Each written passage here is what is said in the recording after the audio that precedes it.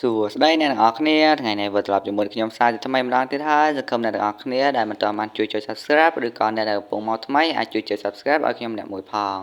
សង្ឃឹមអ្នកទាំងអស់គ្នានឹងតាមសំណពររបស់ខ្ញុំចាផ្ដើមនៃសាច់រឿងយើងបានឃើញថា Fira និង Fern បានធ្វើការដំណើរមកដល់ទីក្រុងមួយឬក៏ប្រទេសមួយដែលគេកំពុងតែអភិវឌ្ឍនៅទីនោះផងដែរ Fira បានធ្វើការងារដើម្បីរកប្រាក់ឬក៏ដោះដូរអ្វីមួយពេលនោះដែល Fira បានធ្វើការឲ្យលោកតាម្នាក់ដែលនៅទីក្រុងមួយនេះលោកតាបានជួល Siren ឲ្យបោសសម្អាតឈើដែលនៅក្នុងស្នេហ៍សមុទ្រហើយដុតវាចោលលោកម្ចាស់បរោះចំណាស់នោះក៏បានដោះដូរថ្លៃឈ្នួលគាត់បានឲ្យសភៅវេទមន្តមួយក្បាលដែលមានឈ្មោះថាមហាវេទមន្តផ្លាមេដែលតែសភៅនោះគឺជាសភៅคล้ายៗសំបីតែ Fern ក៏ដឹងថាសភៅនោះក៏ជាសភៅคล้ายៗដែរតែFira ក៏បានថាកូនសិស្សខ្ញុំឥឡូវពិតជាស្លាតខ្លាំងណាស់ខ្ញុំមិននឹកស្មានដល់ទេតែជាហេតុធ្វើឲ្យ Fern និយាយថាបើដឹងតែជាសភៅคล้ายៗហេតុអ្វីនៅតែធ្វើការឲ្យលោកតាម្ចាស់ម្នាក់នេះទៀត Fira បាននិយាយថាដោយសារការអាណិតអាសូរឬក៏ការពេញចិត្តនៅក្នុងការធ្វើអ្វីមួយឲ្យដើម្បីប្រជាពលរដ្ឋនៅទីក្រុងមួយនេះថ្ងៃបន្ទាប់ឬក៏ថ្ងៃ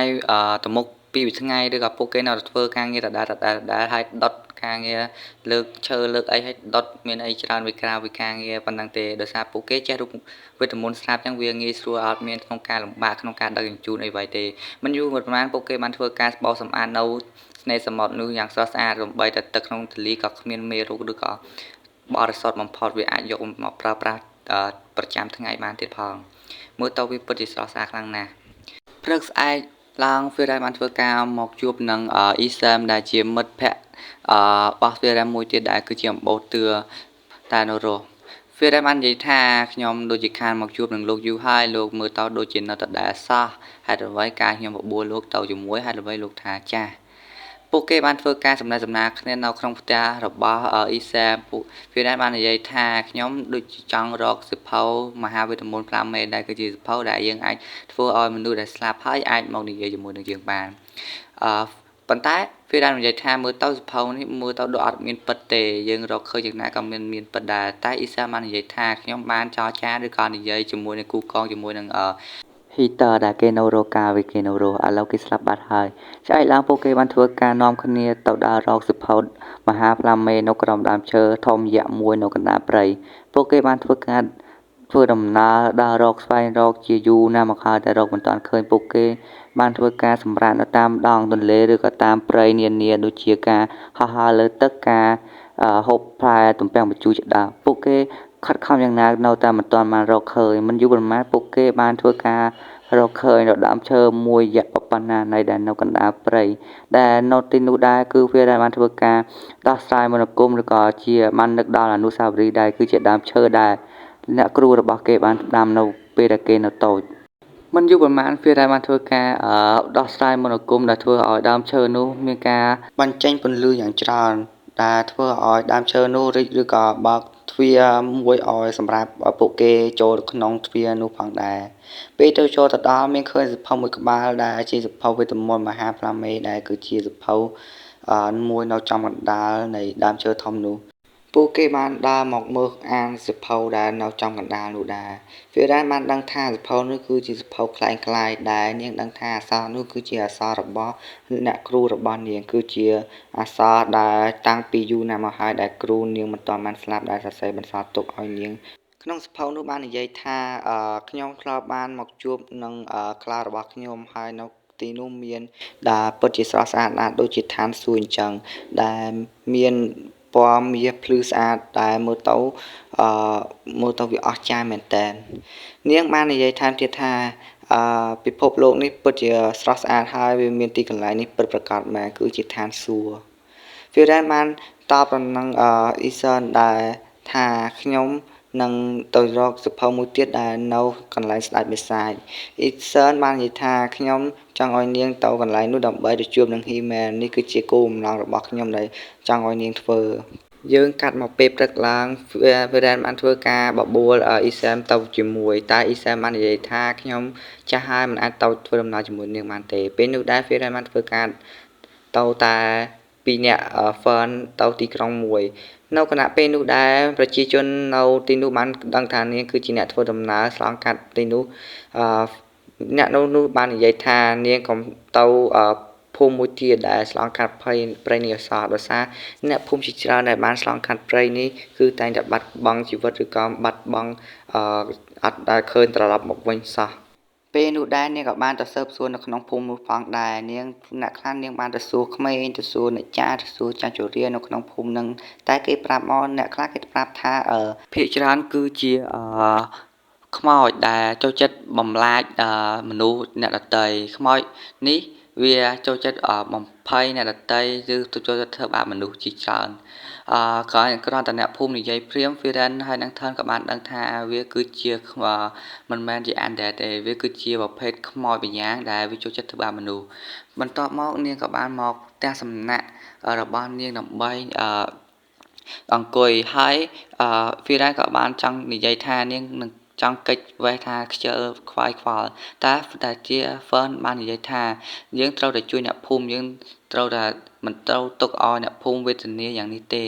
ហើយ Firen ក៏បាននឹកឃើញដល់ Himmel ដែលគឺជាមនុស្សដែលតែងតែចូលចិត្តជួយអ្នកដទៃ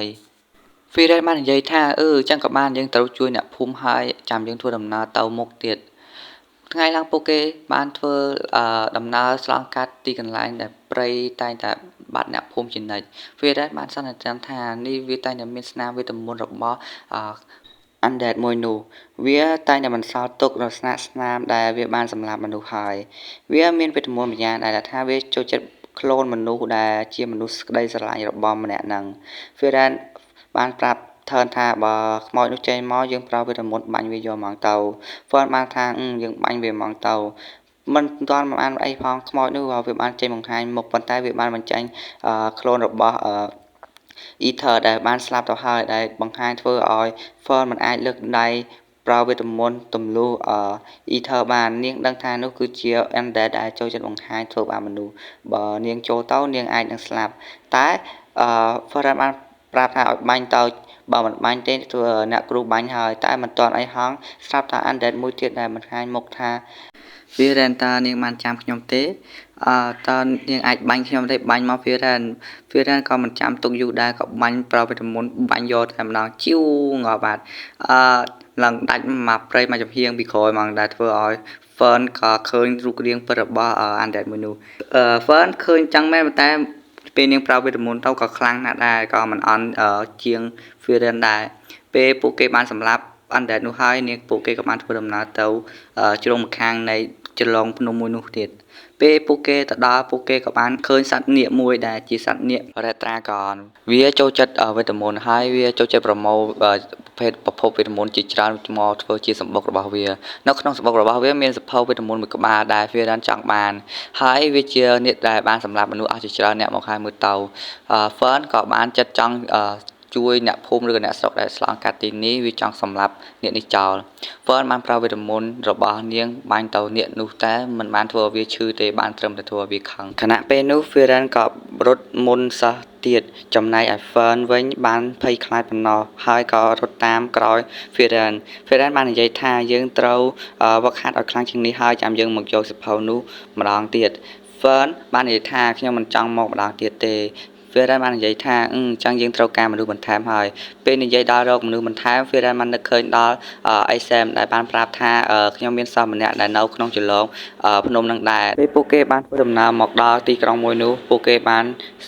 ជជែកគ្នារឿងនេះរឿងនោះចឹងហើយ Firen បានសួរទៅ Firen បានថាតើក្នុងសភៅវេទមន្តនោះគឺជាសភៅវេទមន្តអ្វី Firen បានប្រាប់ថាគឺជាសភៅវេទមន្តទម្លុះសម្លៀកបំពាក់ Firen បាននិយាយថាតើយកវាមកធ្វើអ្វីស្រាប់តែពេលនោះមាន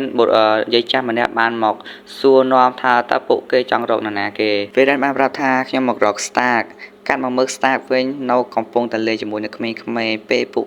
នាងបានមកដល់ Stark បាននិយាយថាតើពួកនាងគឺជានរណាគេ Firen ក៏បានប្រាប់ថាខ្ញុំគឺជា Firen ហើយនេះគឺជា Fern ពេលនោះដែរ Stark ក៏បានដឹងថានាងគឺជា bestie របស់លោកគ្រូផងដែរ Stark ក៏បានសួរទៅនឹង Firen ថាតើនាងមករកខ្ញុំធ្វើអ្វី Firen បានប្រាប់ថាខ្ញុំមករកលោកដើម្បីមកជួយទៅកម្ចាត់សាច់នាគក្រហមដែលជា Red Dragon នៅចន្លងភ្នំនឹងដែរ Stack ក៏គ្រាន់តែលឺបានជាស្ដេចនាគព្រាមគេក៏បាននឹកឃើញដល់ថាខ្ញុំកាលពីមុនខ្ញុំមិនមែនជាអ្នកខ្លាំងអីទេខ្ញុំគ្រាន់តែជាអ្នកអន់សំបីតែលើកបថាក៏លើកមិនហួចគ្រាន់តែកញ្ញាំដៃរបស់វាក៏អាចសម្លាប់ខ្ញុំបានតែវាសុកខ្លាចវារត់ទៅបាត់ហើយខ្ញុំក៏ខ្លាចជា hero របស់អ្នកភូមិនៅទីនោះទៅទាំងមិនដឹងខ្លួនដោយឧសពចុះមកក្នុងរឿង Luffy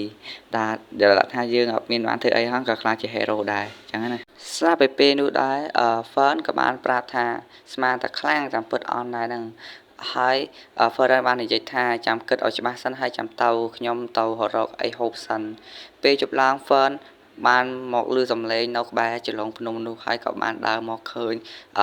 Star កំពុងតែវឹកហាត់ក្បាច់កូនហើយក៏បានឃើញកម្លាំងរបស់ Star ដែរប៉ុន្តែមើលទៅគួរឲ្យខ្លាំងដែរតើប៉ុន្តែមិនបានគេចេះតែភ័យខ្លាចចឹងស្រាប់ពីពេលនោះដែរសាច់រឿងរបស់យើងទៅក៏ត្រូវបានបញ្ចប់ពីពេលនោះទៅសូមអរគុណអ្នកទាំងអស់គ្នាដែលបានតាមដានពីរហូតដល់ចប់បាយបាយ